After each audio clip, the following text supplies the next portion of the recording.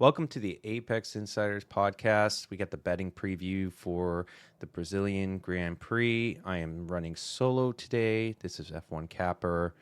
Unfortunately, it's been a hectic week. I will not be around this weekend. I will be in Houston for the Lemons 24 race, so I will be giving you some interesting plays normally that I don't like to do, just because I don't know how much I'm going to be around. And yeah, it's just going to be me, just kind of giving you a little snippets on what to expect this weekend at Interlagos. Obviously, one of the best tracks on the calendar. It is a sprint weekend, as usual. We are expecting some inclement weather. We don't know exactly what it's like. Of course, as it's always said, it's unpredictable with some of these regions with what the weather is actually going to do. However, there are very high chances of rain happening. It's just a matter of what time and will it impact the sessions that are expected this weekend. So to kind of dive into things, sprint weekend again. Pirelli did decide to do something a little interesting. Let's just say they decided to go a step harder on the compounds versus a step softer. You probably heard this maybe if you've been listening to other people, but it just doesn't make sense because the softs have been doing pretty well. They've been pretty durable. Even we saw that in the last race. Most people were able to go 20 laps on it, so don't understand why. I think I have some ideas why, but that's neither here nor there. They are going to the C2, C3, and C4 compound versus C3, C4, C5 compound last year. It's a 71 lap race, short track, 2 DRS zones, lot of overtaking potential at this type of track. It's just because of how the style works. It is a technical track. It's very bumpy. Elevation. There is going to be some. There is some element of the elevation that can take place, but it's not going to be anywhere near what Mexico is going to be like. So. Usually what I say is like in a situation like this type of track, yes, experience is always going to be key. And it's not just because of like some of those variables I called out. It's just the type of track, right? It's just one of those technical tracks that one little slip up can be the biggest difference between you and the top 20 guys even. So it's a short track. So we're talking about like a minute 9 to get around, minute 10, maybe even shorter this year with these tires, with these cars. But yeah, so when it comes to like setups, really it's all about traction. It's all about the grip. Usually, tire deg is not like too significant around here. You do need to find a balance. You don't want to be going very high downforce, even though it looks like you should be in the towards sector 2. But you've got to have low downforce for the straights. I mean, that's like half the track is just full on straight. So whoever can find that immediately, FP1, and then obviously with the weather, like who's going to actually take the chance and think that it's going to be raining on Saturday, so maybe they opt for a higher downforce option on Friday, expecting like there might be something happening for the sprint race, which is very possible. From what I am seeing right now, it sounds like Friday is going to be it's going to be clear, especially in FP1. And again, that's subject to change. Anything can happen, but it's looking like there's lower chances that something happens for sprint qualifying. However, it doesn't mean like there could be a little bit of rain that impacts it. But Saturday has the highest chance of like potential rain in any one of those sessions. So that could maybe mean you might have to put on the wets. We don't know. So, but yeah, let's get into FP1. One of the biggest drivers that I've been very keen on this weekend is Hulkenberg. He's obviously he's shown a lot of success here. He likes the track. I think there's just something about him in this track that he likes, and especially last year with Haas. Now he is with the Sauber this year, but I think there's still some value there, just given one, you have the margins so close between the midfield teams, anyways, that give me one of the more consistent drivers when it comes to this type of track. So like, for example, GridRival, they have him at 14.5. Like, I'm kind of for sprint qualifying. I really actually like him better than 14.5. So like, that's an example. Like, I think that he's going to come out, and he's been doing pretty well here recently, that, it's making me change my tune about how I've been going against him with the Bortoleto matchup, as most of you know, that I've been really keen on that through midway through the season. So, but when it comes to FP1, I do have some plays for you. I'm going to be running it back. Last year I did this. I'm going to do it again this year. I am running it back with Russell top 3.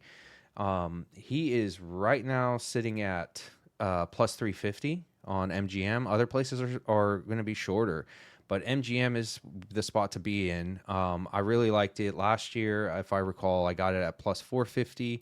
It hit. Mercedes just has, they always seem to have the right setup at this type of track. They just, that power unit seems to always fit them when they come here. So big on that. Not like, let me rephrase. I am high on Russell getting top 3. Will it happen? May not, but the odds are there at plus 350. If you're seeing it at 2-1, if you want to take a shot, if you want something to gamble on, that's fine. But I wouldn't be shy about maybe potentially like looking at random options if the odds are there. Like, if you're really frothing for some long shot, look at Hulk, look at Alonso, look at all those guys. If they're like 16-1, whatever, you never know. But I highly doubt it, just because I think that everyone's going to really put their best foot forward for this session to really learn multiple different things at this type of track, because I'm sure they're going to try to want to learn, like, if we go a little bit higher downforce, if we go a little bit lower downforce, and the reason being, like, if they expect rain, they might be going higher downforce. If they don't think that session is going to have rain, maybe they go strip a little bit lower. So little plays like that. But either way, it's hard not to want to back Russell at the odds at plus 350. Some other on MGM that I spotted that I kind of liked, well, until I got the news this morning that Sainz is not feeling well.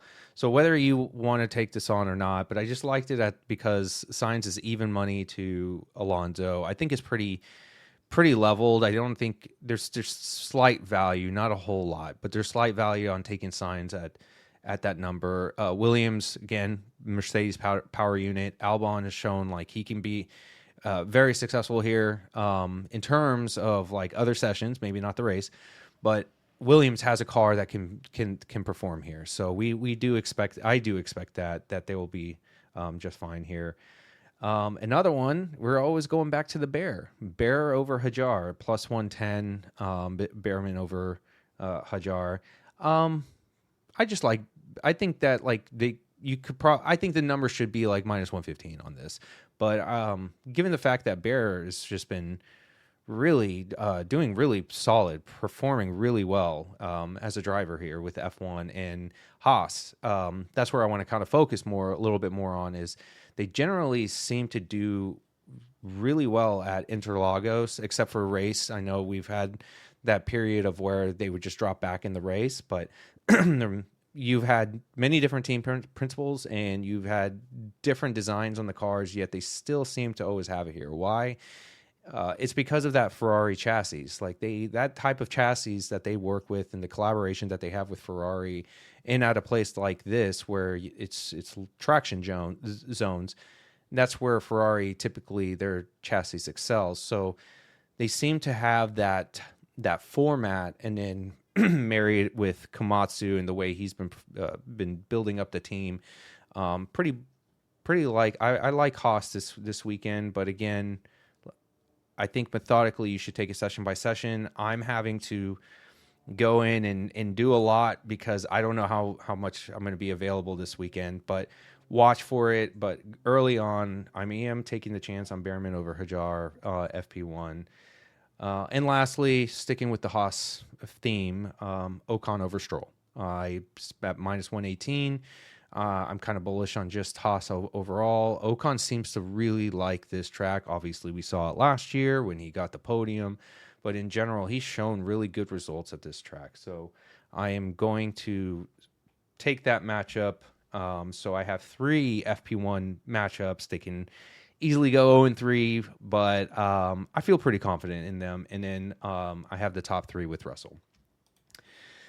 Okay, so moving on, I'm gonna go to.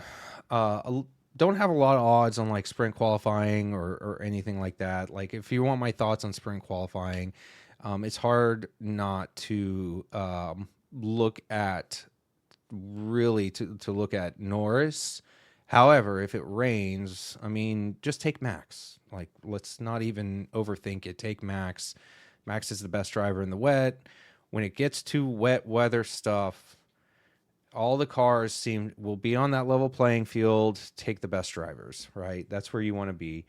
But for sprint qualifying, I do have a GridRival play that I did. I did Hulkenberg better than 14.5 and Sainz better than 10.5.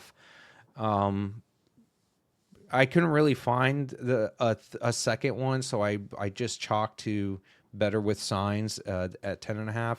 Only reason being, I felt like everyone else is in line. I thought about fading Leclerc at 4.5, but I also don't know if he's going to be taking an engine penalty, what the situation may be, and it may put him ahead. So it could be a very tricky weekend. So,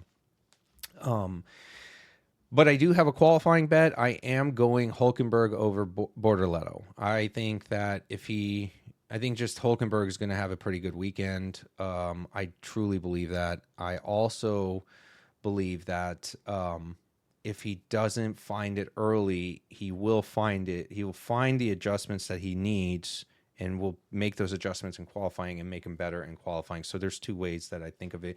But I just think the number is really just a little bit too much to Bortoleto right now in the situation that, Hulk is finding pace in the car outside of the race at Mexico where he had some issues, but he's finding some groove right now. And I think that at a track like this where he seems to always have pretty solid results, I like it. And in Bortoleto's first time here at Interlagos within that F1 car, he's been, obviously it's his home race, but I'm expecting that. But yeah, so I think that's one of my favorite qualifying bets.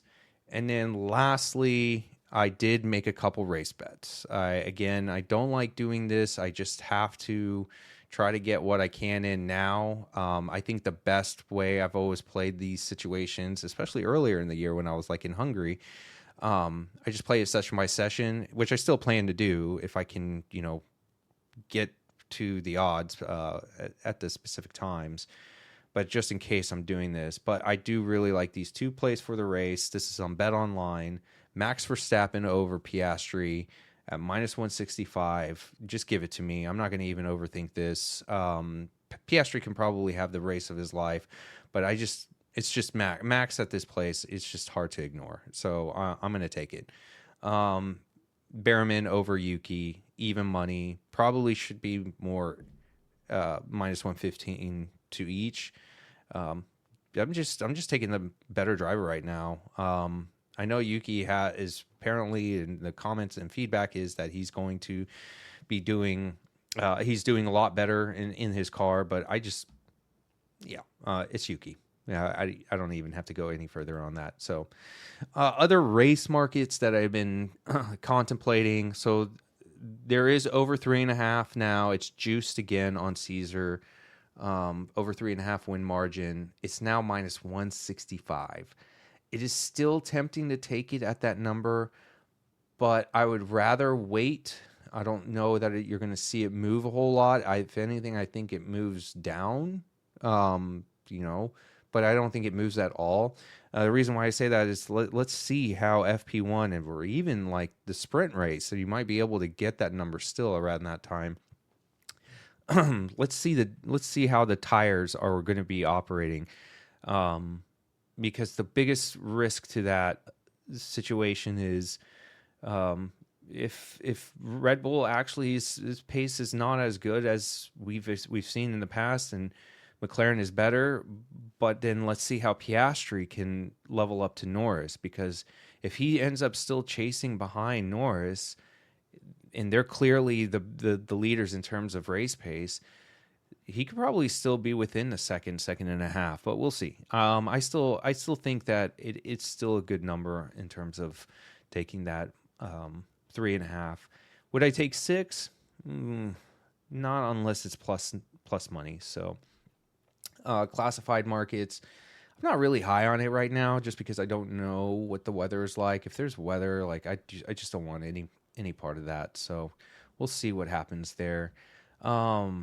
How do I just overall? Let me just like kind of give you like my thought on where I see, and forget about sprint race. I think sprint race anything can happen, but just the race itself, assuming it's dry, there's nothing. Just so you can kind of baseline where I see the predictions being. I still think Lando Norris actually takes this. If it was full dry, no wet, no nothing, I think that tire dag for McLaren is just so much superior to Red Bull right now. So there's something about that. I think that as long as he qualifies in top 2, he gets up there. I think just in that situation, from that purpose, like they can still win it. Obviously, any little elements. If something changes, if I see something in the FP1 data to say like, hey, actually they looked a lot better in terms of their tire dag, then yes, I will obviously change my tune. But lean would be maybe Norris here. I think that I think a lot is being overlooked about that McLaren still, and Norris that the tires are just so critical at a place like this, that I think he would just be super fast and be able to take care of his tires and be able to just continue to keep pace. Then it would be, yes, like Red Bull. I do think Mercedes, Russell will be up there. But now that I've been thinking about it all week, I feel like maybe something happens and he falls behind. But I do still think it's Mercedes, then Ferrari, kind of leveled in those two. Between those two teams. Actually, I would even say 3. You never know. Between Red Bull and Mercedes and Ferrari. And then midfield teams, man. Yeah, I know we've said like race, you gotta fade Williams, but my thought is Williams should be fine here. My lean is Williams, and then I'm going to say, this is tough. I'm going to say Williams, Haas, and then Aston Martin. Actually, no, I'm going to say Racing Bulls, then Aston Martin. I'm going to say something happens with Aston Martin. Again, it's very, very close between those teams, like super, super close. Sauber can be in the mix. It's like we're talking like tenths can make the biggest difference here. So that's kind of my lean. Other markets, again, if you're like trying to eye some other things, I don't really have a whole lot that I'm seeing right now that I really like, but you can take on, you probably can find like on the top 8 for sprints. I'm trying to get to it. There's opportunity. Like I think like Oliver Behrman, Ocon, like they're at 3-1, 2-1. Hulkenberg. If you want to take chances on some long shot there for the sprint, you can. Again, watch the weather, but yeah, I don't mind any of those if you're trying to take on like a different type of driver for the top 8 for the sprint, because you're going to see someone from the midfield team be in that top 8. There is going to be 1 or 2. So yeah, that's kind of my 20-minute spiel on what I think is going to happen. I don't know like what more I'm going to do, again, on how much access I'm going to have. I'm going to try. I think I will be able to at least catch maybe like the first 15 minutes of FP1. And then after that, I don't know how much I'm going to be involved with sprint qualifying. I'll try to see what I can do. But again, my approach, if you don't like these plays, totally understand. I'm just trying to go in and trying to get something, but take it session by session. Watch what is happening. Like I always say, if you have multi-viewer, sit down, see the pace, see what they're doing. Are they able to maximize through the track evolution? What I mean by that, like you're going to probably see in the first like 15 minutes of their runs, they're going to be in like the 113s, and you're thinking, oh, like that, it's pretty quick. Look at Aston Martin. They're topping the charts, but everyone's only doing 113. And then as it evolves, who's not getting into the top 10 at that point towards the end, the last 15 minutes is who's struggling now to break 110s or whatever it is that they're going to be at that point. So that's what I mean by that. Like that's a true tell for you on what you can expect in terms of pace. And then go back, look at the data, look at F1 tempos, see like speeds, like what are they. You might be able to get a hint on like fuel loads and everything like that, power use, little things like that. So but I can tell you it's going to be a volatile weekend, so don't get overly cute with it.